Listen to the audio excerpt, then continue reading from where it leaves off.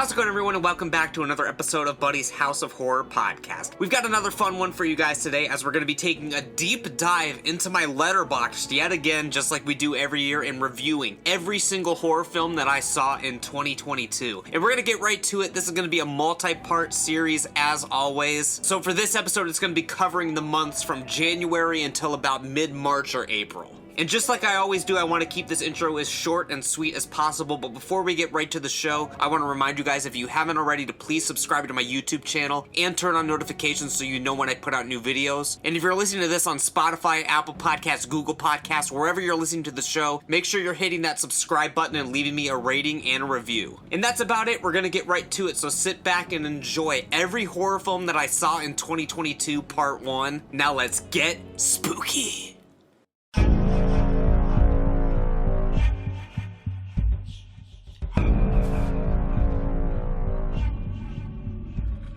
How's it going, boys and ghouls, and welcome to another episode of Buddy's House of Horror podcast. I hope you guys have all been having a great October so far, and I hope you're excited to hear me review every single horror film that I saw in 2022 so far. Obviously, the year is not over yet, but I'm going to be talking about all the films that I've seen in 2022 so far. Just like last year and the year previous to that, this is probably going to be a several episode series, but we're going to start things off today. We're going to do another podcast probably later this month, maybe next month, wrapping up a few more films that I saw in the year, and then at the end of the year, I'm promising, as the New Year's special, I'm going to be wrapping up every single film that I saw in 2022. Make it either be the first episode of 2023 or the last episode of 2022 itself.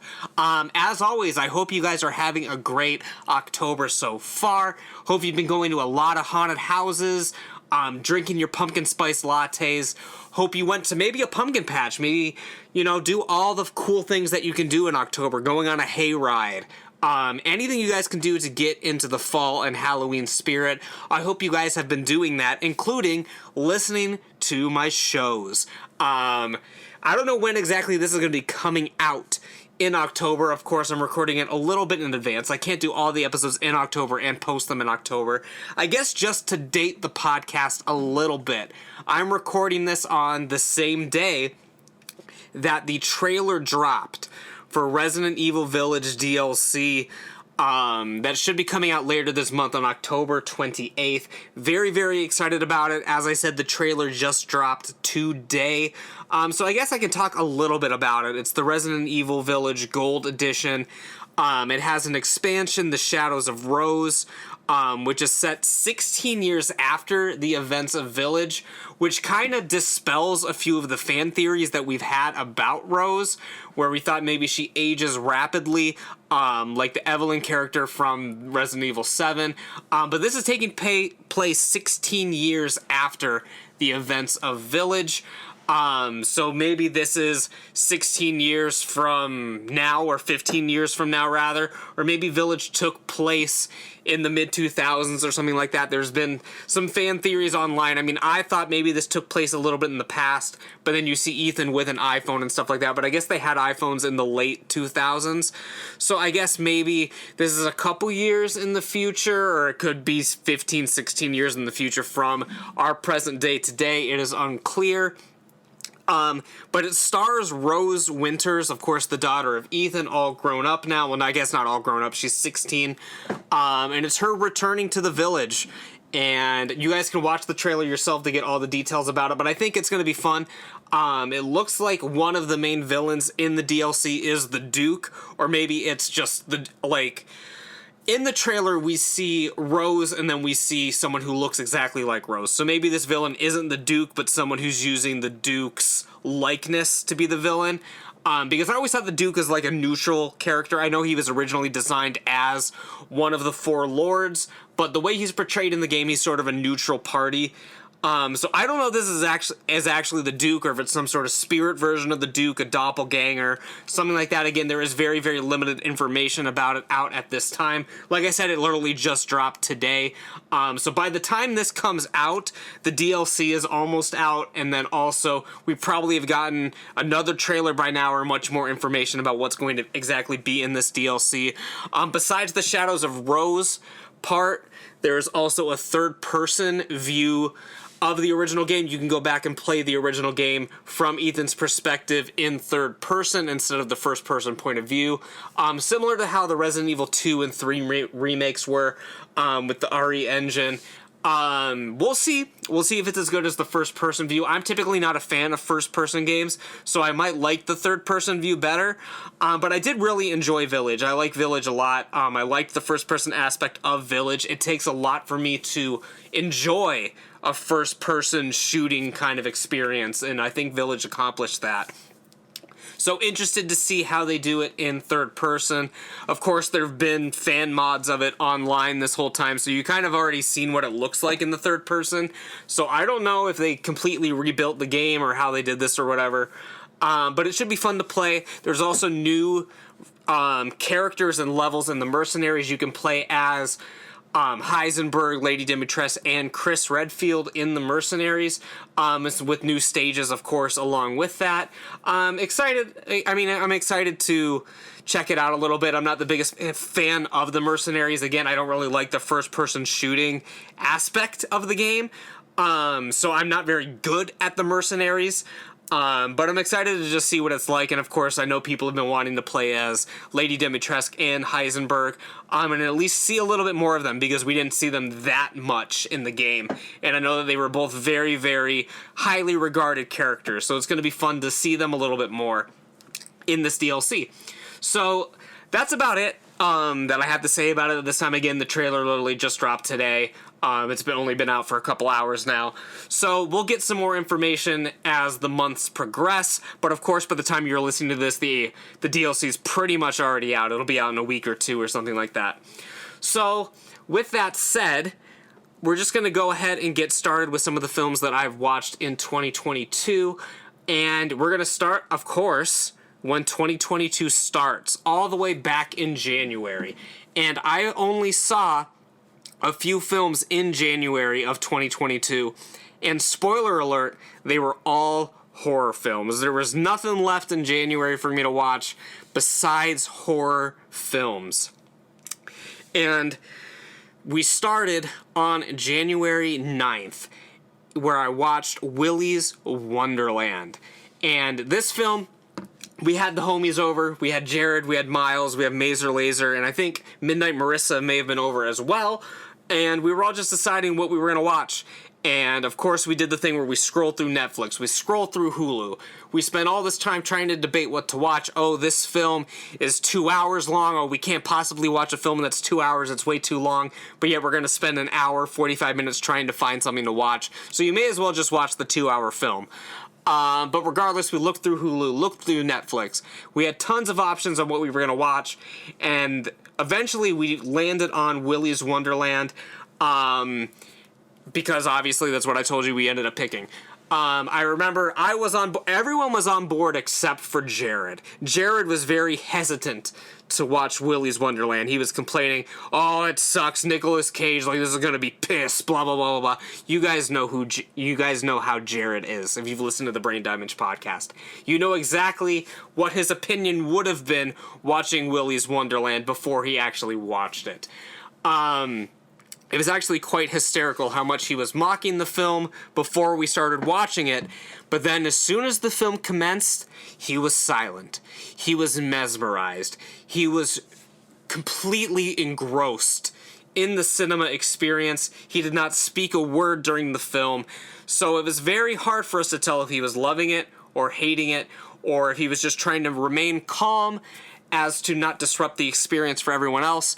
He was talking massive shit before the film, but then as soon as the credits had commenced, the music had faded down, the credits were over, I had looked on Letterboxd, and Jared had given the film 3 stars. So he was quite amused by Willy's Wonderland, if I do say so myself. Willy's Wonderland is basically a Five Nights at Freddy's ripoff, starring Nicolas Cage, as I already mentioned. The film was from 2021. Their idea of fun is killer. When his car breaks down, a quiet loner agrees to clean an abandoned family fun center in exchange for repairs. He soon finds himself waging war against possessed animatronic mascots while trapped inside Willy's Wonderland. Willy's Wonderland is basically an old Chuck E. Cheese. Again, it's what Five Nights at Freddy's is. It's basically the Five Nights at Freddy's movie, except that there is no... it wasn't licensed by Five Nights at Freddy's. It's like a knockoff version. But that doesn't mean that it's bad. I actually thought it was kind of entertaining. It's not something I'm going to be revisiting ever again, I don't think. I think this was a one and done for me. But it was fun. Nicolas Cage is a badass in the movie. He speaks only a couple lines. All he does is he kicks ass. He's basically like an Ash Williams type character. He's in there beating up all the animatronics. Again, it's a fun, entertaining watch. I do recommend it. It's definitely good if you have a group of friends to watch it with. Nicolas Cage, I think he's a riot. I think he's good in everything. Even if the film's bad and he's bad, he brings something to the film that is enjoyable. Willy's Wonderland is absolutely no exception to that. And yeah, there's not as much to say about it. If you think you would, it's also kind of like the Banana Splits movie. I watched the Banana Splits movie a couple years ago. Very, very similar. The animatronics coming to life, and trying to kill people. It's pretty much what it is. And I actually took a few days off for doing films. That was on January 9th. The next film I watched wasn't until January 22nd. This one was also with one of the homies. This was with Miles. We were actually over his abode, the Midnight Mansion, watching The Shed from 2019. A film that he had on DVD. I guess he had it since it came out. And he's just been waiting for the perfect opportunity, the perfect night, and the perfect friend to watch it with. And of course, that was me. The Shed. Beware the evil within. The story of Stan, an orphan teenager stuck living with his abusive grandfather and tasked with routinely protecting his best friend from high school bullies. When Stan discovers a murderous creature has taken refuge inside the tool shed in his backyard, he tries to secretly battle the demon alone until his bully friend discovers the creature and has far more sinister plans in mind. I remember this film being very, very fine. When I was watching it, I felt a very, very striking, not really a resemblance, but a very, very similar vibe to Donnie Darko. That's how I felt watching The Shed. It's a troubled teen. There's lots of 80s music.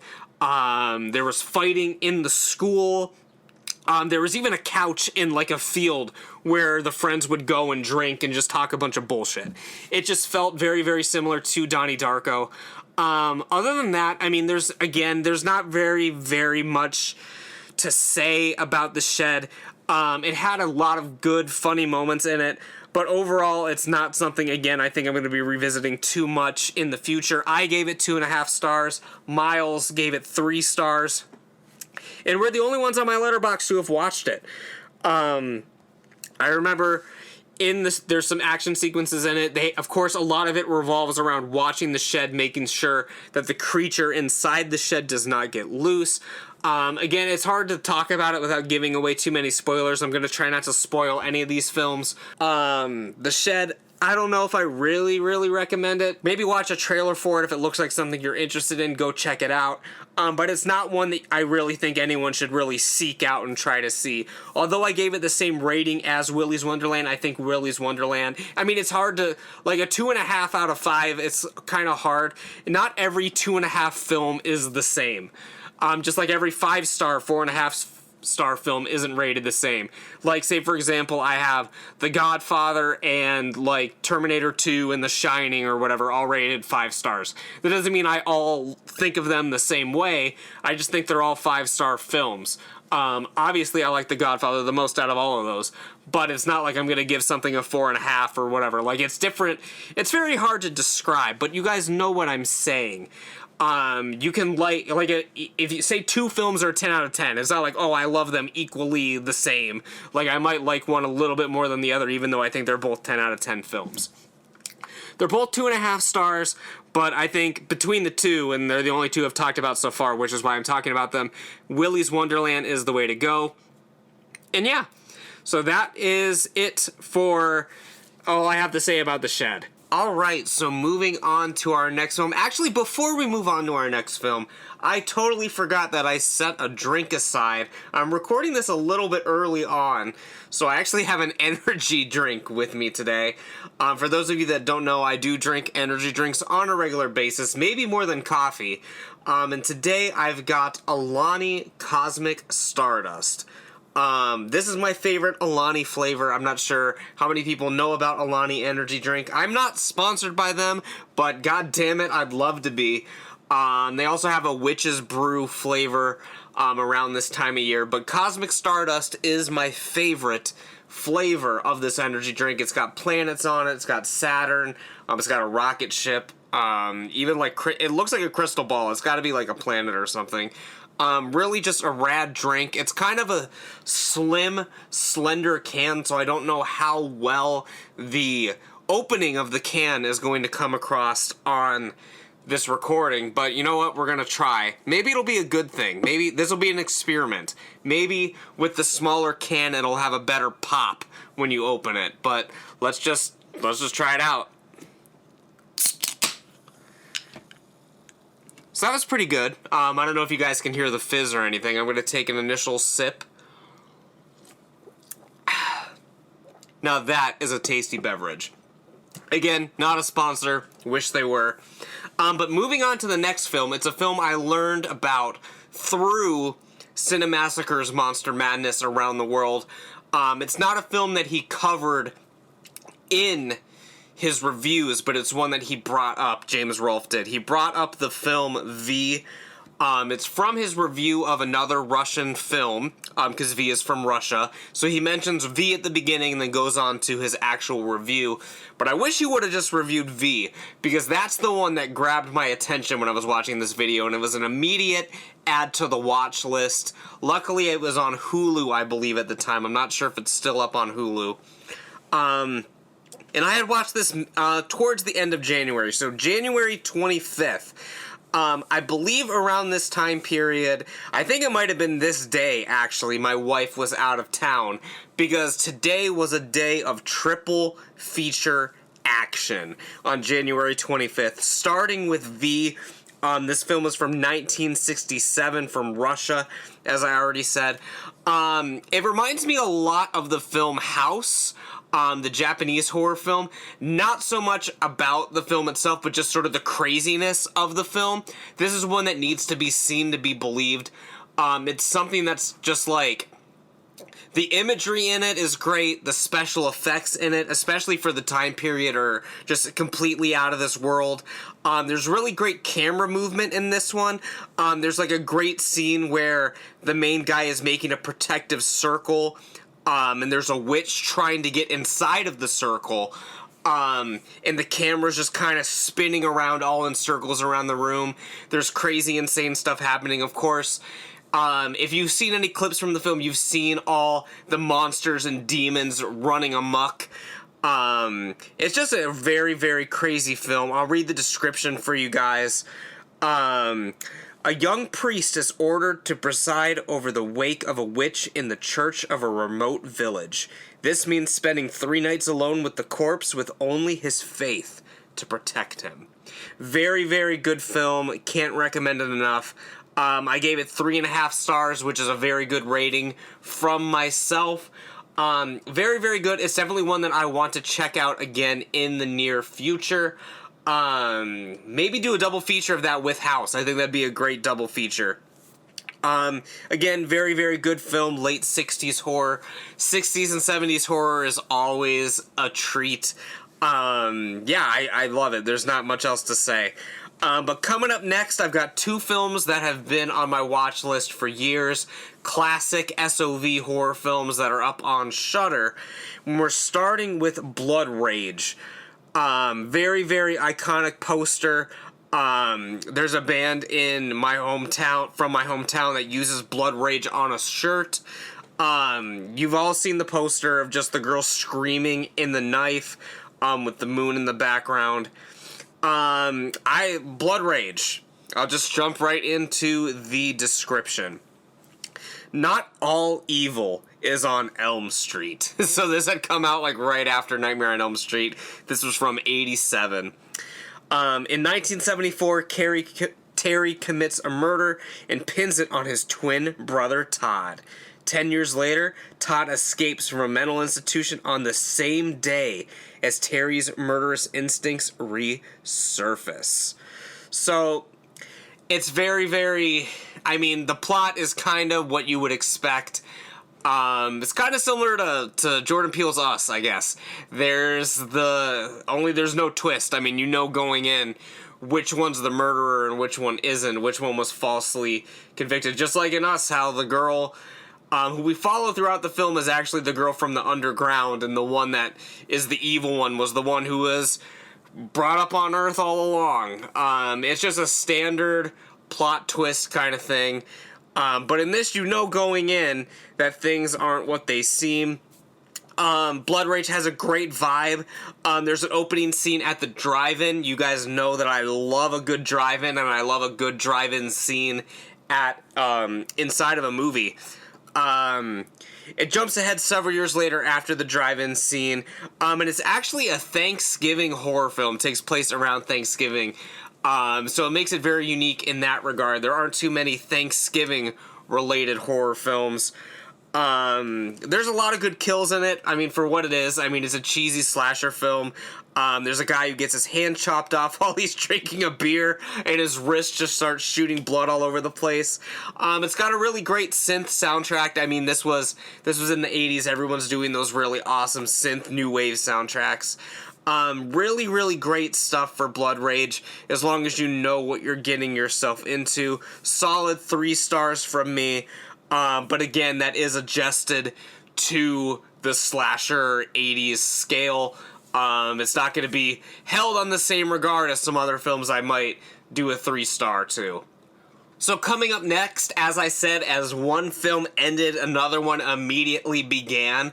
Actually, when I watched these films, I did a very unhinged thing that I do on occasion, where I will set up a TV in my bedroom. I don't normally have a TV in my bedroom, but on this day, I was like, I'm doing a triple feature. I'm going all out. And I watched all 3 of these back to back. The next film, another film that is very, very critically acclaimed from the underground SOV horror type people, as in myself, Jared, all those guys, and one that's been on my list for a long time, David A. Pryor's Sledgehammer. This is from '83. If you don't know David A. Pryor, he is, of course, the illustrious director of Deadly Prey and Killer Workout, as well as Sledgehammer, which is the film we're talking about today. Again, another VHS cover that I've looked at for years and been wanting to watch, and it's available on Shudder. So I was like, you know what? I'm finally going to watch this thing. Got a solid 87 minutes. Perfect runtime for a film of this nature. Flesh tears, bones shatter. Oh, flesh tears. I'm sorry. Tears tears. It's the same way. But as soon as you read it out loud on this description here, you're like, shit, I fucked up. Flesh tears, bones shatter. The nightmare has begun. A young boy murders his mother and her lover with a hammer. 10 years later, a wave of teenage murders plagues the same area.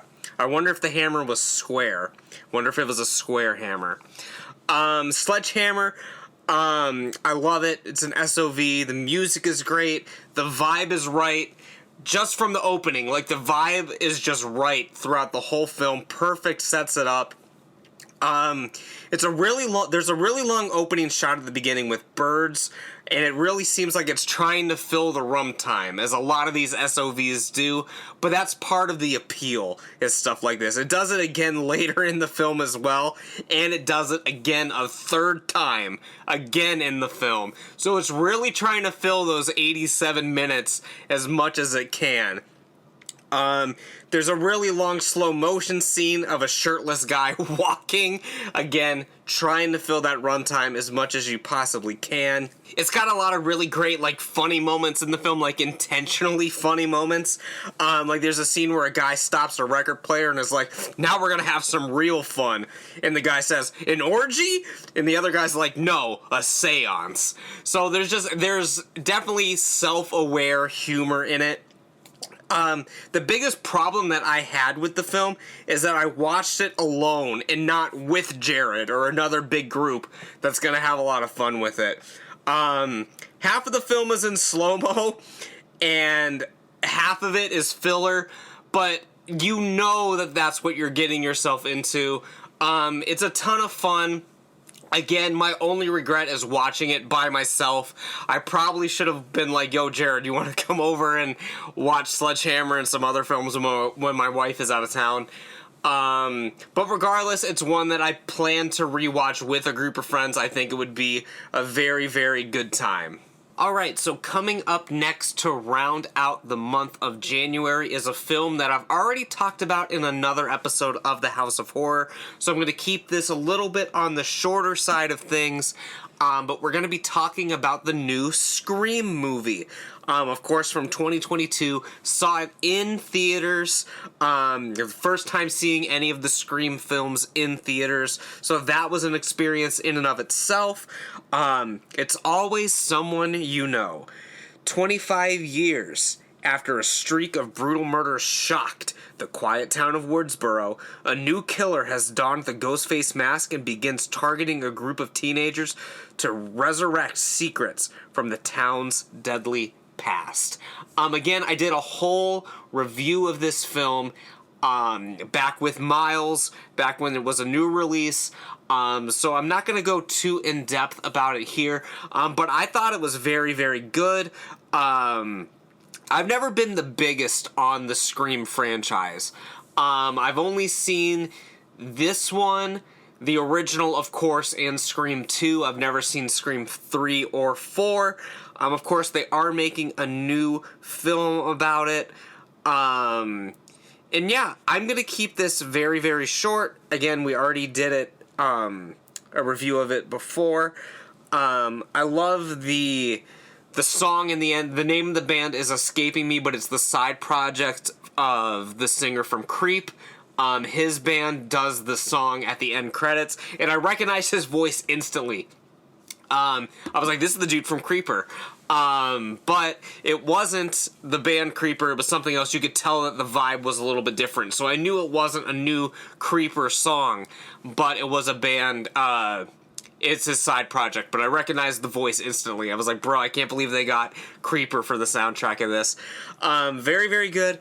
Again, talked about it on another episode, so I'm just gonna move right on into the month of February. The month of love. Love and affection, and Wicker Man. The first film that I watched on February 1st, bringing in the month of love with The Wicker Man. From 1973, of course, starring the late, great Christopher Lee. This is the original film, not the one with Nicolas Cage. I've never seen the Nicolas Cage version of the film, although I would like to. Haven't seen it yet. Flesh to touch, flesh to burn, don't keep the Wicker Man waiting. Police Sergeant Neil Howie is called to an island village in search of a missing girl whom the locals claim never existed. Stranger still, however, are the rituals that take place there. Just a classic story. I really loved The Wicker Man. Really, really great film. I gave it 4.5 stars. This is my first time watching Wicker Man in maybe 10 to 15 years.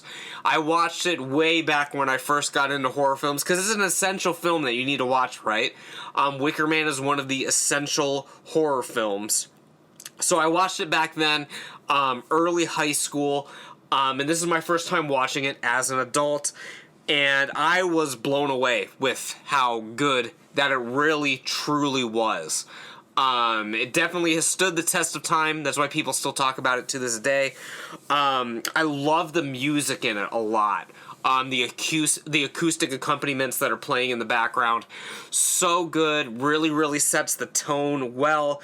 Amazing cinematography. The opening segment, it shows a picture of the missing child, and the camera is like following each person. It's really, really cool. It's one that I think everyone needs to see. It's definitely an essential horror film, especially of the 70s. It's definitely an essential horror film from the 70s, if not all time. One of the most essential films that you could possibly watch. One little Easter egg that was in this. I mean, it's not really an Easter egg because they were completely unaware of this, but something that just amused me was that there was a Green Man in. Of course, Green Man, Pete Steele, typo negative. Shouts out to the homie. Really, really amazing film. There's not too much to say about it that I haven't said or without going into a full review of it. It's a much better version of Midsommar. I would say if you liked Midsommar, check out Wicker Man. It's definitely a way, way better film than Midsommar was. Although I would like to go back and rewatch Midsommar. I was very harsh on it when I first saw it, but I think it was justified. But I love Florence Pugh. I don't know, just something about the film didn't click with me. Maybe I'll think differently about it now, but Wicker Man I still think would be the better of the two films, like within that similar style and genre. Really great performances throughout. Of course, Christopher Lee, and the gentleman that plays the police sergeant. It's a twist at the end, like, you know going in what's going to happen. Like, literally, like, there's no suspense at all in terms of what the twist is going to be. But, I mean, it's not about the journey, it's about... I mean, it's not about the destination, it is about the journey. I almost said it backwards on accident. So, you know what? We're just going to move right on to the next film, which is The Amusement Park. Also on Shudder, also on February 1st. I did a triple feature on February 1st as well. I'm not sure if my wife was out of town this day. I would imagine she was if I did a triple feature. But I watched The Amusement Park. Of course, the long-lost film of George A. Romero, a film that was not released until after his death, although shot in the early 70s. It's credited as 1975, but I'm not sure the exact year that it was made. It's pretty much, I mean, I would classify it maybe even as a short film. It's 54 minutes, which it is technically a feature, but it's definitely not. It's hard. I don't know if I can even call it a feature film or a film. It's like a weird, very long PSA. See you in the park someday. Let me read this very lengthy Letterboxd description. For some reason, the Letterboxd description is very, very long. I know normally that these Letterboxd descriptions are only a couple sentences, but this one is actually quite on the lengthy side. An elderly gentleman sets out for what he thinks will be a normal day at an amusement park and is soon embroiled in a walking nightmare. Oh, produced in 1973, it says. Produced in 1973, The Amusement Park was shelved after the Lutheran Society, which had commissioned it as an educational film about elder abuse and ageism, refused to release it due to its disturbing content. It premiered at the American Film Festival in New York in June 1975 and was a finalist in the competition, but went otherwise unreleased. It was believed lost until a print was discovered in 2017, shortly before Romero's death. It was subsequently given a 4K restoration by Indie Collect, which premiered in 2019. So I guess it's a good thing it was a very, very long description, because it wasn't a description at all. It was a history lesson, which is good because it answered a lot of the questions that I had and cleared up a few of the things that I said in the previous couple minutes that I was unsure about. So produced in 73, released in 75, and thought lost for a very long time. For very, like 40-something years, it was lost. And then it is now 4K, it is now out, and I do not recommend it. Now, Not that it was that bad. I mean, it's 2.5 stars. But again, it's not really like a horror film. It's a weird, like, PSA. There is some, like, nightmarish qualities to it. I understand why it wasn't released. Like, I understand why the company that financed this for Romero to do this, I understand why it wasn't released. It's basically a 50-minute nightmare sequence with an old guy who's confused, wandering around, and he's being treated like shit. So that's the whole message of it. It's about ageism, as I said. And, you know, I recommend that if you're a fan of Romero to check it out. For your casual horror fan, I would say this was an easy one to skip. Because it's not really a horror film, it's not really a film in general. But if you're looking for something different, check it out. I mean, it is a very, very fascinating piece of history. But as a film itself, I can't really recommend it too much. And the third and final film of February 1st is Eyes of Fire, which at the time could be found in the folklore section of Shudder. All three of these were on Shudder, I believe. I believe Wicker Man was on Shudder as well, and the Amusement Park was definitely on Shudder.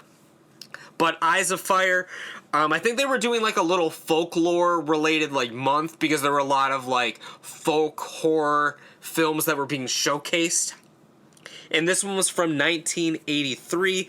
The secret is sleeping in the trees. A preacher is accused of adultery, and he and his followers are chased out of town and become stranded in an isolated forest, which is haunted by the spirit of long-dead Native Americans. This film, I honestly, to be truthful with you guys, I remember very, very little from it.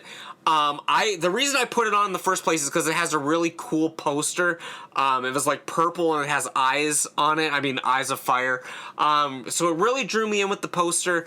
I think maybe it's just because it was my third film of the day. I may have been dozing off a little bit during it, but I don't remember too much about Eyes of Fire. It's one I would definitely think about rewatching again. But for right now, I don't really have too much to say about it. I remember there were some cool sequences in it. I remember it has cool atmosphere, a haze to it, a good vibe. If you're into that sort of thing, I think it'd be a cool, like, drive-in film, something like that. I enjoyed watching it. I just don't have as much to say about it as some of these other films. Took a couple days off of film, took a solid 3 to 4 days off of film, and then I came back with The City of the Dead, also on Shudder, from 1960. It was directed by John Moxey, not John Moxley, but John Moxey, of course. For those of you Kolchak fans out there, he is the director of the original Night Stalker film. And he's coming at us with a film from 10, 12 years prior, City of the Dead, of course, early black and white 60s film, probably one of the last films that he may have done in black and white, I'm not sure, but City of the Dead, 1960, I really loved just everything about this film. I love John Moxey's direction. You can definitely tell that because if this would have been just any other late 50s, early 60s film, it would sort of just blend into the crowd. But he does bring a little bit more of an edge to it, a little bit more style and class than you would get. So it's easy to see why he would become not like a well-known director, because obviously not a lot of people know who John Moxey was, but he definitely was. He's an underrated director, I feel. Definitely check out his work, especially The Night Stalker, one of my favorite films of all time. And City of the Dead. It's another, I won't say it's a masterpiece, I'll say it's one stop short of being classic, I guess. It's one step away from being, like, I don't know why this film isn't really brought up more. It has Christopher Lee in it. So it's definitely an underrated Christopher Lee film and underrated film of the time period in general. I mean, early 60s black and white films, I mean, everyone's talking about Psycho. Everyone's talking about Night of the Living Dead a few years later. City of the Dead, very good film from that era. 300 years old. Human blood keeps them alive forever. A young college student arrives in a sleepy Massachusetts town to research witchcraft. Why else? During her stay at an eerie inn, she discovers a startling secret about the town and its inhabitants. I mean, as I said, it is very stereotypical of the time, but I think it's a step above the rest of the films that are similar to similar to this film of the time. It ends very abruptly, which is also common at the time. Maybe that's why it just sort of blends in with the rest. There is so much fog in this film. There's another thing about this film that is just so typical of the time, and it's so hilarious, but I absolutely adore it. There's so much fog, and I think the film, even though it was in that time period, I think it's slightly ahead of its time. There's like a jump cut of a stabbing, but it goes like with the cutting of a cake. Like someone's getting stabbed and a cake is being cut, and that's like the splice. So it's definitely like leaning into the direction that films are gonna go into the late 60s, early 70s. Very, very underrated film. It's one I recommend if you're I haven't even really talked about Christopher Lee, but Christopher Lee is great in the film. It's a very, very simple, stereotypical story, but it builds great atmosphere, great mood. There's great cemetery scenes. There's like an underground morgue. It's really, really great. I enjoyed City of the Dead quite a bit. It's one I need to look into getting on physical release, because as I said I watched it on Shudder. It's definitely one that I need to look into getting, either on VHS or I'm not even sure if it would be on Blu-ray or anything. I'm hoping that it is. I'm going to have to look that up when I'm done recording this, on how I can get a copy of City of the Dead. One of my new favorite 60s horror films. I mean, one of my favorite cheesy. I mean, it's still a B movie. I mean, there's no bones about it, pun intended. But it is a step above the rest that you would see. I mean, there's films from that time period, maybe mainly like sci-fi films like Day the Earth Stood Still, but as far as like horror films from that era, there's few that stand above the rest, and City of the Dead, I think it should stand above the other films that are in that genre.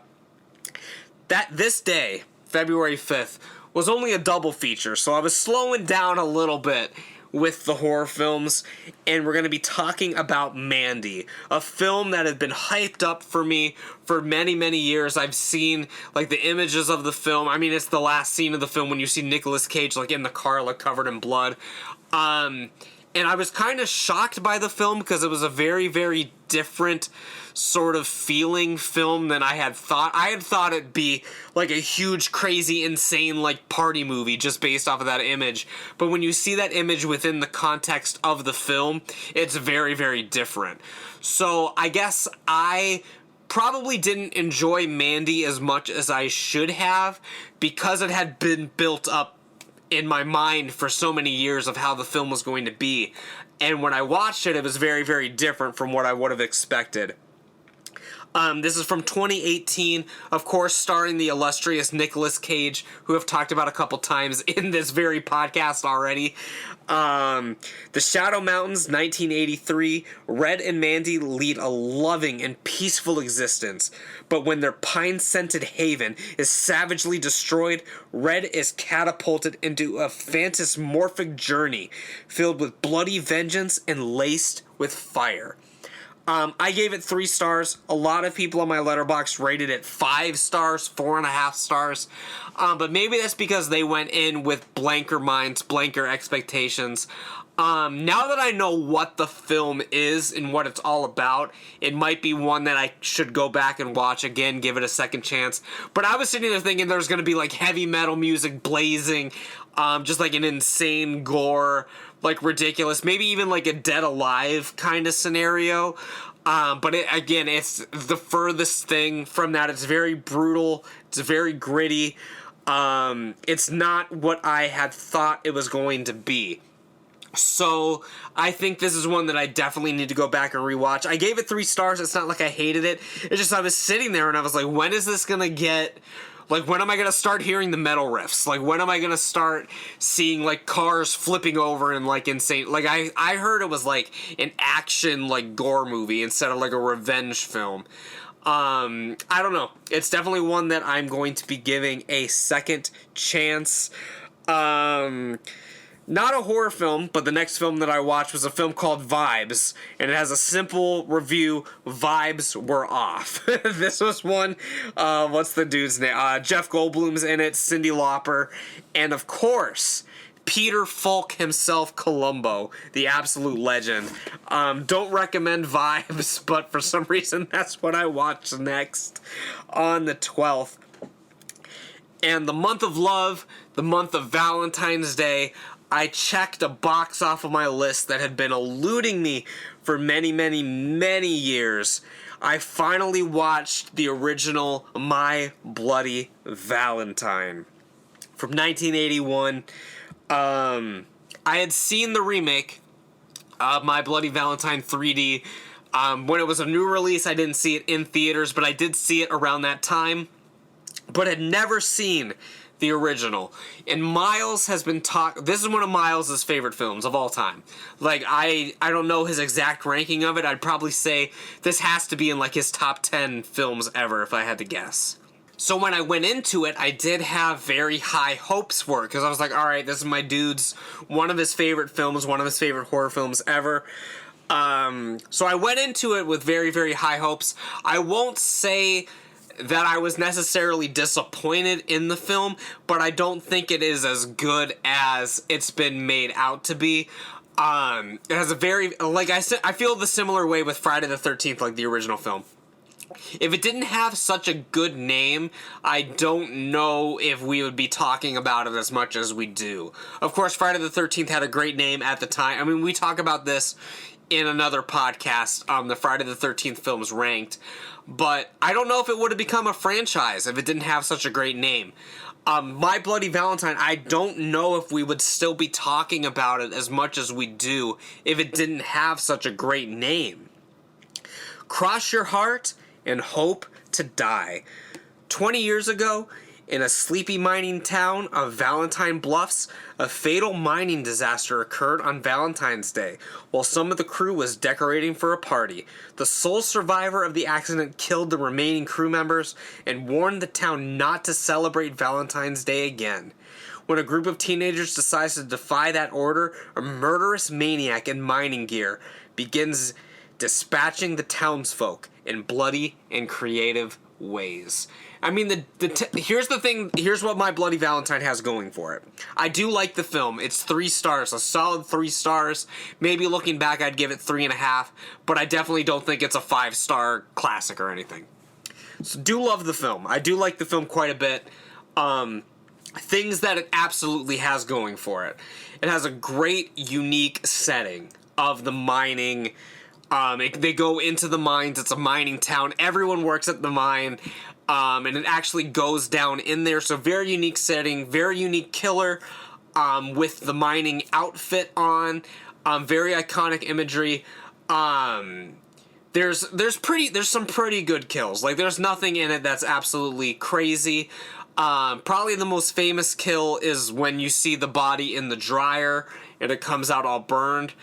I don't know, but part of the film is, it's just so, there's so many, like, slow scenes in it, and I don't know, when it's good, it's very good, but it's not all the way good throughout. Maybe I'll watch this next year on Valentine's Day. Maybe I'll do a double feature of this one and the remake, because I haven't seen the remake in, I don't know, 15 years or something like that, whenever it came out. I mean, it's been more than 15 years, 20 years almost. No, that sounds insane. It would have been about 15 years. 20 years, ooh, not quite. It's not that late yet. But My Bloody Valentine, I'm glad I saw it. I'm glad I checked it off the list. And it's one that, as I'm talking about it now, maybe it is a little bit better than what I remember it. But I remember just sitting there wondering why people think it's a 5-star. I think it's a solid 3 to 4. I guess. 3 to 4 stars. Nothing higher than that, I don't think. Unless there's something that I'm missing. Is there something glaring about this film that I am just absolutely missing? I don't know. Next one that I watched, it was just a chill film to put on before bed. A film that I had seen many, many times. House on Haunted Hill. This was on the 17th of February. Of course, directed by the great William Castle, a pioneer of the spook show. He was the one who would always have the skeletons flying across the stage. He did the Tingler. He would plant actors in the stage and the Tingler would be loose. Very, very fun. I would have loved to see House on Haunted Hill in theaters in that era. This is the ultimate movie of its genre. It's the ultimate midnight spook show movie. It's cheesy, it's goofy, it's fun, it's spooky. It's like a live action episode of Scooby-Doo. I mean, they're in the haunted house, there's skeletons. It's great, it's fun. It's not something that you're gonna take seriously. If you go into this thinking you're getting a good movie, like, you're gonna be gravely mistaken. But you better consult your doctor and bring your seatbelts. Frederick Lauren has invited 5 strangers to a party of a lifetime. He's offering each of them $10,000 if they can stay the night in a house. But the house is no ordinary house. This house has a reputation for murder. Frederick offers each of them a gun for protection. They all arrive in a hearse and will either leave $10,000 richer or leave dead. William Castle, Vincent Price, cheesiness. How can you go wrong? The trifecta of a good time. I love House on Haunted Hill. It's one, if you're having a Halloween party, just put it on in the background on mute or whatever and just let it go. Let the atmosphere build. I would love, I don't know how you would do it. Hell, I'll organize it. If someone wants to give me the funds and the resources to organize it, I will. I would love to do a recreation of one of these midnight spook shows where you have the skeleton floating across. You can have the actors in the audience. Maybe you'd have to do it in like a theme park or something like that. Like, I don't know. Like, I would absolutely love to recreate like a midnight spook show. One of my, I would love to attend one. I would love to do one. Organize it. I don't know. I just don't have the means to do so, but I think it would be a great time. I don't know, man. House on Haunted Hill, there's not too much to say about it. Other than that, it's a classic for good reason. It's not high-class cinema, but it's a product of its time, and it's the perfect film. If you want to know what the Midnight Spook Show was about, like all of these different films where they would do this sort of thing, like, this is the one to check out. This is the one where if you don't like House on Haunted Hill, you can kind of just write it off and be like, okay, this isn't a subset of horror that I need to worry about. If you like House on Haunted Hill and then you want to go down that rabbit hole, this is a good starter piece to get started. To wrap out February, we're going to be talking about the newest installment, the newest remake in Texas Chainsaw Massacre. I did not really enjoy this film. I gave it 2 stars. It just has so much stupid shit in it that I can't get behind. But, let's talk about it just a little bit. I think we've talked about it a little bit in other shows. I can't really remember. I know we've talked about the trailer before, but I don't know if we've gone too in-depth about it. We might have in the review of X, or one of the other films that we did in Brain Damage. Maybe it was in the Batman one. But I feel like I've talked about Texas Chainsaw with Miles and Jared on a show before. So if you want to deep dive into the archives of the Brain Damage podcast, you don't have to deep dive too far. I mean, it was this year. It would have been in the Batman or the X episode. The Face of Madness returns. In this sequel, influencers looking to breathe new life into Texas ghost town encounter Leatherface, an infamous killer who wears a mask of human skin. So it is a requel. It takes the first film, ignores everything else, and then here's this one. It's very similar to the Halloween 2018 remake, requel, whatever you want to call it, where it sets up... It's the revenge story. I mean, the survivor from the first film is coming back to dispose of the killer from the original film. It's the exact same sort of thing as the remake from Halloween 2018. Halloween 2018 is done way better, and granted, this isn't the focus of this new film, but it definitely did directly steal that element to it. And to me, I don't know why you would do that, because, I mean, the main actress who was in that film isn't in this one. It's a different actress. So I don't know why they went with that idea. I think it was really just to cash in on what Halloween did. I don't know. There's some enjoyable parts to it, but a lot of it just kind of sucks. The most ridiculous scene in the film is probably when Leatherface goes onto the bus and there's the actual Texas Chainsaw Massacre. He's actually massacring people with a chainsaw in Texas, which is something that doesn't happen in Texas Chainsaw Massacre movies, really, where he's just chopping up everybody. But no one's trying to fight back. No one is trying to escape. Like, barely anyone is trying to get out of this bus. They're just kind of getting jabronied. I mean, there's windows all over. They're not trying to escape out of the windows. They're just banging at the windows. They're not actually trying to break them or anything. Like, it doesn't make any sense. Leatherface just like a Shining reference in the bathroom of the bus. The film's insane. Leatherface puts a chainsaw through a guy, and then he uses the chainsaw like as a dick. I don't know. The film is nuts. But there's so much of it that's just not good. The good thing about the film, it's only about 87 minutes, so it's not like you're in it for the long haul, but there's just so much in it that doesn't make sense. Like, the whole thing is this girl is trying to get revenge. I mean, she survived the traumatic events of the 70s, and now she's back. Works for the police force. But they never fucking check this abandoned town to see if Leatherface is there. Like, I don't know. There's so much about the film that just doesn't make any sense at all. And I don't recommend it. If you're a fan of the Texas Chainsaw Massacre franchise, I mean, check it out. But I would say, like, out of the Texas Chainsaw films, stick with the original film. If you want something different, check out Texas Chainsaw Massacre 2. And then there is the remake of Texas Chainsaw Massacre from the early 2000s with the dude from Full Metal Jacket.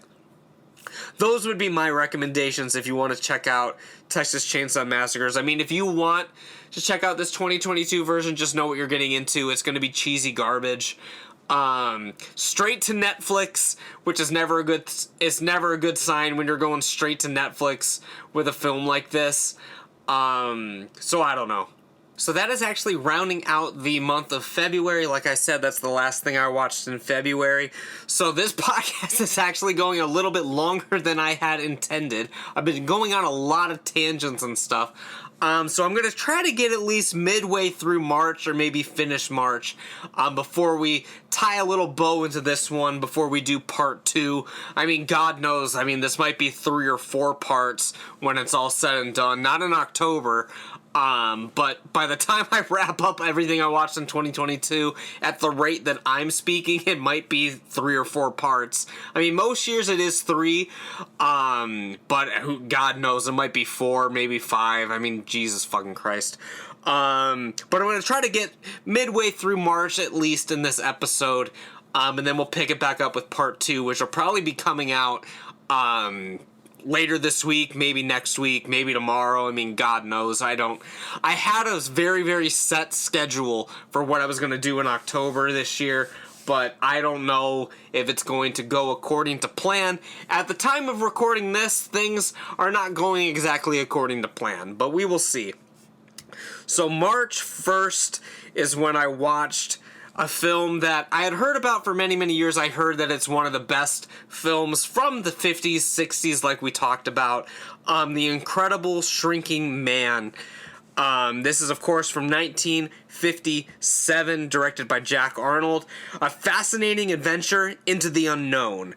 Not like the Frozen song, though.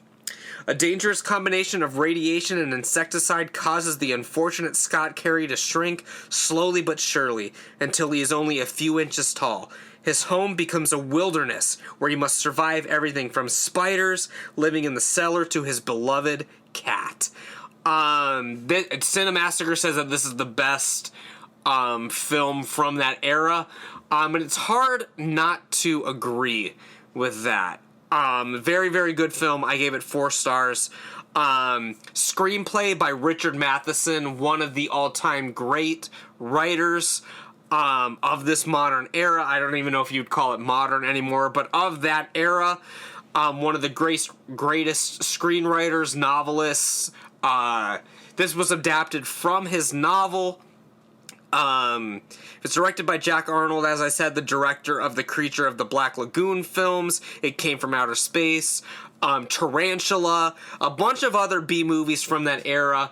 But this one is probably, besides Creature from the Black Lagoon, his crowning achievement in the genre. It's a Universal horror film, sci-fi film, so not technically part of the Universal horror cycle, but still within that umbrella, I would say. The special effects are absolutely groundbreaking. The use of, a lot of times you would use miniatures to make things big. This is no different, only it's the other way around. Our main actor is small, and they're using a lot of forced perspective. They're using very primitive but very, very effective special effects techniques, like for the giant phone, couch. He lives in a dollhouse when he's small. As we said, he's fighting with his cat, spiders, there's a mouse trap that's involved. And it's not like all of a sudden, we said this in the description, it's not all of a sudden he's an inch tall. He's gradually getting smaller and smaller. So there's a lot of doctor's appointments where they're trying to figure out what's going on. At some point, he's bonding with a little person from I believe she was from the circus or a traveling fair or something. So they're about the same size there, but then he just keeps getting smaller and smaller to the point where she's not even on his level anymore. It's a lot of looking back at yourself in this, the main character is why is this happening to me? Again, it's very, very good from a narrative standpoint as well as special effects standpoints. I guess a fun fact about it is that the big water drops were used in the film. They were actually condoms full of water that they would drop down. There was a sequel planned for the film. They were planning on doing a sequel, The Fantastic Shrinking Girl, in which his wife Louise shrinks herself, but it was ultimately scrapped. With the Richard Matheson writing and the fact that it's in black and white, and the fact that it was going on around the same time period, it does feel like a very long episode of The Twilight Zone. This could have, if they did Twilight Zone movies, if they did full-length Twilight Zones where it's an hour and a half, this would fit perfectly with an episode of The Twilight Zone, I guess.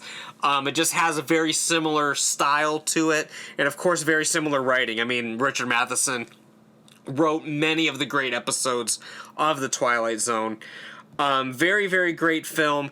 Great film to start off the month of March.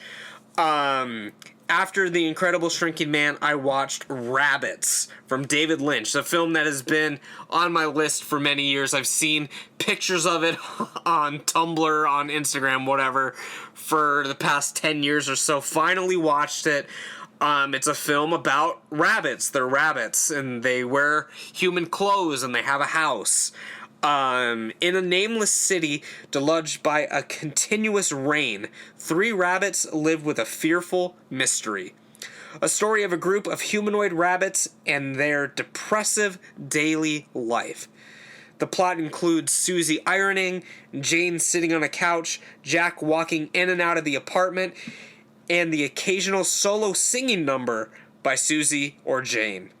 At one point, the rabbits also make contact with their quote-unquote leader. So I would classify this as horror, but it's very, I don't know how to describe it.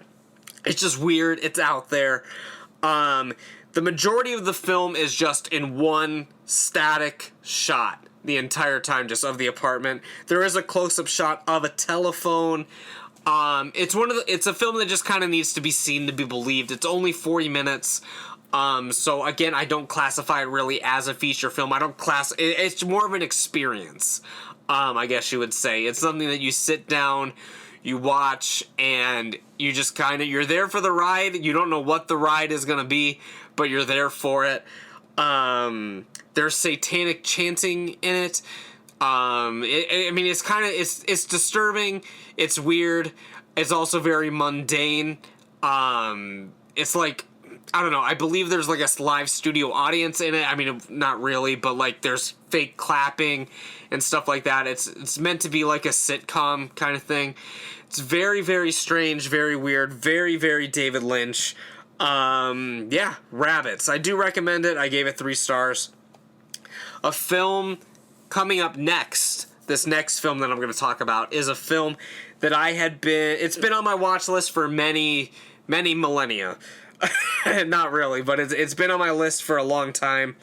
The Town That Dreaded Sundown, a film that influenced Friday the 13th Part 2, with sort of the sack mask. A film that had been on my list for a long time. I mean, Eli Roth sings its praises. I heard about it. Chris Jericho's talked about it on his podcast before. The hype of it has been unreal for me for many years. It's from 1976, and in 1946, this man killed 5 people. Today, he still lurks in the streets of Texarkana, Arkansas. A Texas Ranger hunts for a hooded serial killer terrorizing the residents of a small town set in 1946 Arkansas, loosely based on a true story. So apparently this Town That Dreaded Sundown, they didn't want this film made. I think it was banned there for many, many years. I'm not sure if it's still banned there. It does feel classier than your average slasher. The aspect ratio is different than what you would have expected from a slasher of that era. There's camera movements in it, which you wouldn't necessarily expect either. And there's good color correction in the film as well. It feels like a class act. I don't think that the film overall is that great, though. I only gave it 2 stars. I was very disappointed in it. Although it looks nice, although it's like top-notch production quality, you can tell it has a modest budget to it, and they try to make it look as professional as they possibly can. It's not a big budget, like it's not like a big budget slasher or anything. They're not giving them millions and millions of dollars, but it is modestly budget, and they do what they can to make it look as high tier as they possibly can.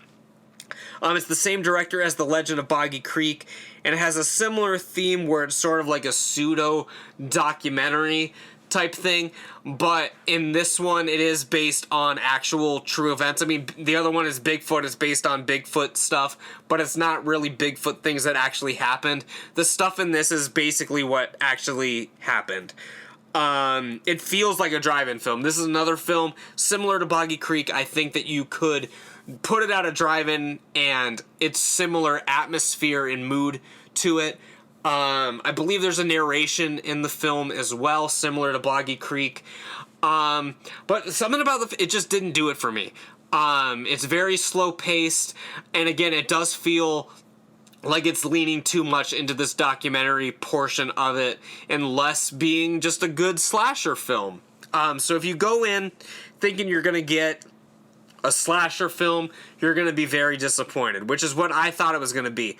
I thought it was going to be more slasher-centric. But unfortunately, that was not really the case for this one.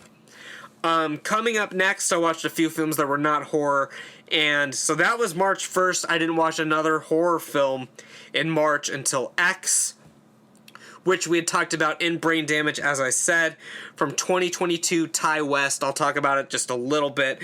Dying to Show You a Good Time. In 1979, a group of young filmmakers set out to make an adult film in rural Texas, but when their reclusive elderly hosts catch them in the act, the cast finds themselves fighting for their lives. I really enjoyed the film X. I'm looking forward to the prequel Pearl, which is going to be coming out very soon. Jared likes to say he didn't think it was a fake trailer, but I remember him distinctly saying it was supposed to be a fake trailer, like a little Easter egg, and there was no way they were actually going to make it. They are making it. It's going to be coming out soon. So no matter what he tells you, he was saying it was fake, and now he's just like, oh, I said it looked fake. But no, he said that there was no way that they were going to make it because it didn't seem like a franchise kind of thing. I agree, it's not really a franchise kind of thing. I mean, I'm interested to see Pearl, but I'm not over the moon about it. I almost wish they would have done Pearl first and then did X and then sort of tied them in without you knowing that it was the same character.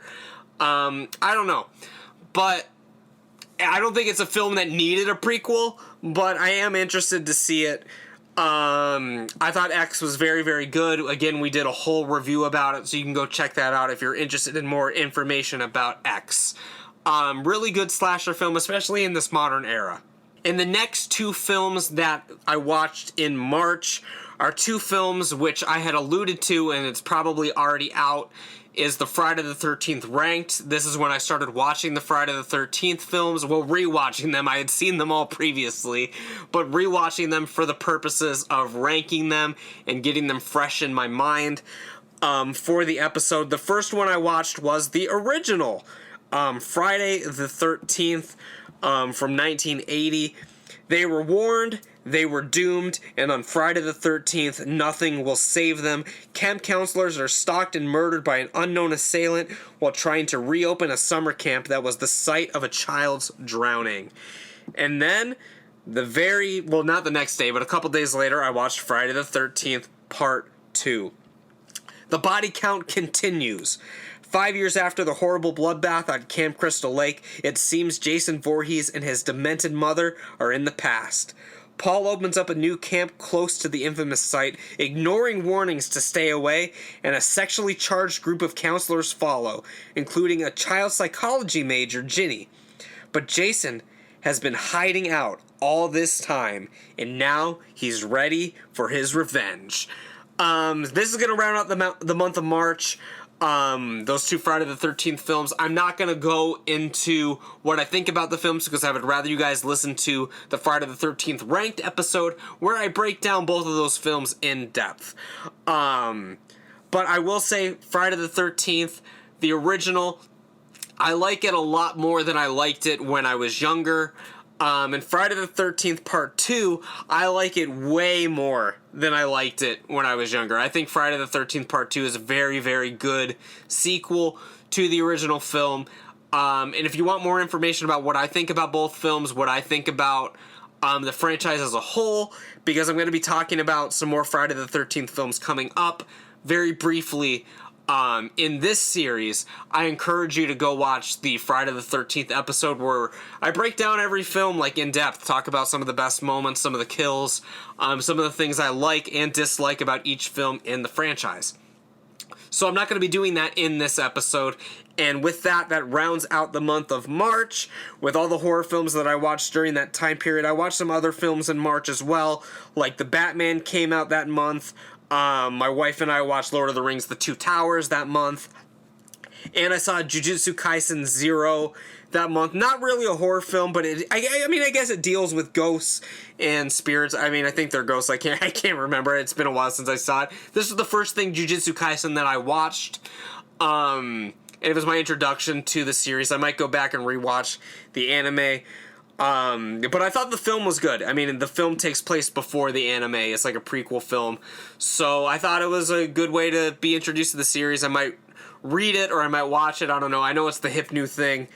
I guess it is horror adjacent, I guess. But I won't really go in depth about Jujutsu Kaisen 0 here. But I enjoyed watching it in theaters. And as I said, that wraps out the month of March. And I think that's going to wrap up this podcast episode, because we got a lot more to go. And I think this has been going for about an hour now. If not, it's been pretty close.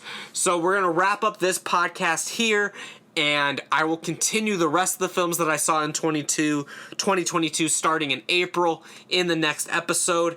And I'll just record a quick outro for you guys, and I'll let you guys enjoy the rest of this, what I hope is a beautiful October day for you guys. So I'll see you guys in the outro.